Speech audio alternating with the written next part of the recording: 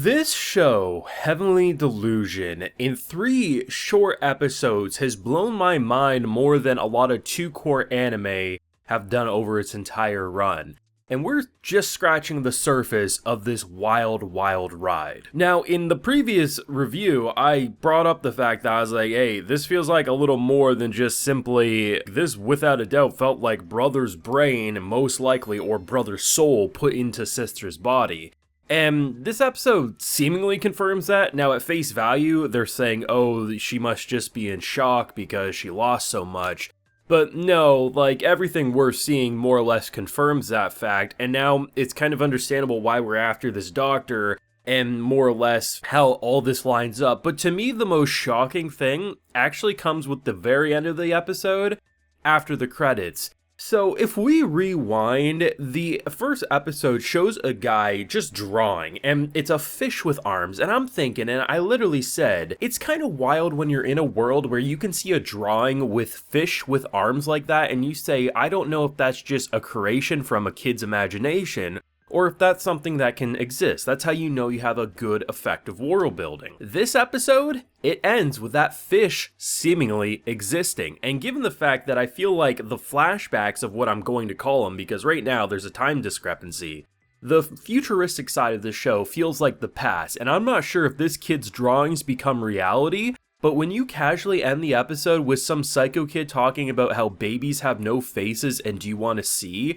as the kid whose drawings might have come to life has a kind of normal looking baby, this show's wild and you need to watch it if you aren't already.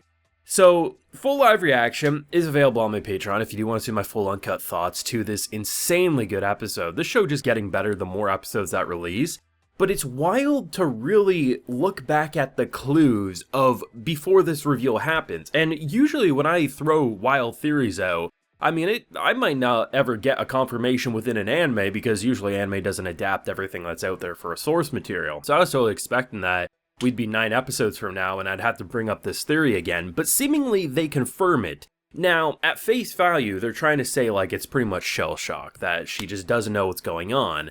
But the brother seemingly is inside his sister's body, and that is why he is a male, all things considered. But the fact that there's a scar around the head, basically saying the head was cut open and brains were swapped. There's a lot of details that if you really go frame by frame when they tease the surgery, the head's completely cut open. Like, they definitely want you to say there was a body swap.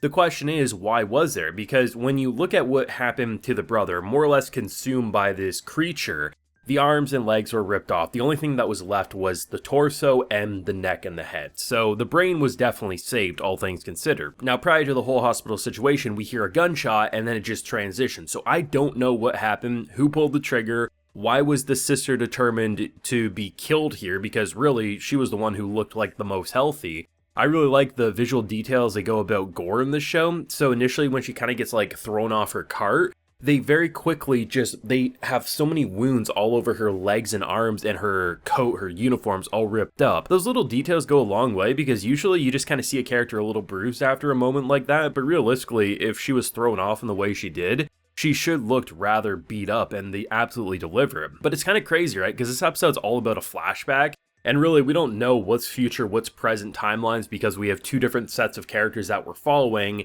and there does seem to be a time discrepancy. And the more I watch of this show, the more I say it really, really does feel like the futuristic side of things feels like the past, and the characters we're currently following trying to get a boy to from point A to point B, as we learn that the girl he's interested in actually is a guy, that has to be the present. Because I'm not sure if they're going to go the direction of drawings become real, or this boy can see the future potentially, and maybe he dreams of things that are going to happen someday, and that's why he gets these ideas. But all things considered, like, they're breeding superhumans. We have characters who can jump from the ground all the way to the top of a tree. We have characters who in episode 2 fell on their neck from a fall that would kill anyone or put them in a wheelchair for life, bounced it off like it was nothing. This is clearly a facility designed to breed superhumans. I don't think there's any other logical explanation. The question is, what eventually happens when we reach the end of this story from that perspective? How does it transition out of that? I am very interested, if not concerned, to learn the truth, especially because these kids ain't normal. There's no way you have someone say, babies don't have faces, let me take you to what a baby looks like, and I'm like, okay, I want off this magical wild ride now. I want to go back to anything else right now. But in terms of the flashback, they definitely get you immediately hooked in. You knew the punchline was coming. Episode 2 confirms the brother was dead and the sister was seemingly alive. So obviously we knew eventually, if it wasn't going to be this episode, if we didn't see the full thing, over the next couple of episodes we would. But to see exactly what happened at this accident, I mean, it's literally just a racetrack and how a monster casually roams in and you got your little nut and bolt crossbow. I mean, if Buddy had an explosive arrow, he had a shot. But, you know, I want to say bless his heart, but what an idiot, right? Because there's no way. I mean, just wanted to protect his sister, all things considered, but goddamn, like, you needed more artillery than just that.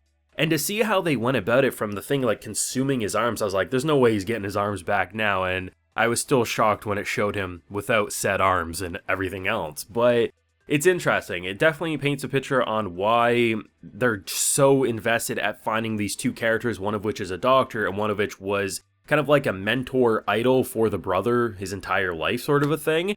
And honestly, that doctor, whatever the hell they did for whatever reason they did it, I feel like Buddy's going to get a wrench to the head and isn't going to be able to walk after Kira pretty much finds them and does whatever they need to do to them. But this was a wild, wild episode. I really think this was the best episode hands down, and I think each episode has gotten progressively more interesting, better produced in some ways. I've complimented and compared it before, but honestly, sometimes the animation reminds me of Keep Your Hands Off Eizouken, and I love the production style of that, and sometimes when I see the characters just moving in this world, it reminds me.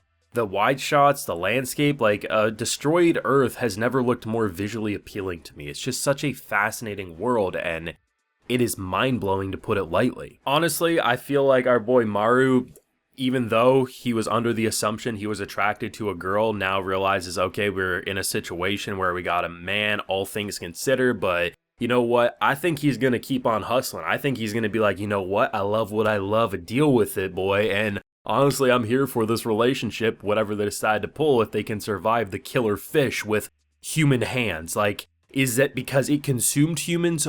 Was it born like that? I don't know, but I'm interested to say the least. Thoughts and feelings, theories, speculation, we gotta talk about this one, so let me know what you're thinking down below. Drop a like if you enjoyed, and subscribe if you're new around here. Be sure to ring that bell so you can get notified when I upload on the channel, and like I mentioned, we do have that full live reaction available on my Patreon if you're interested. And while you're there, you can also get a video shoutout. So today, we have Karn, Sayuria, and Lord Guy 66, so I appreciate the support, everyone. Please take care and have a good one.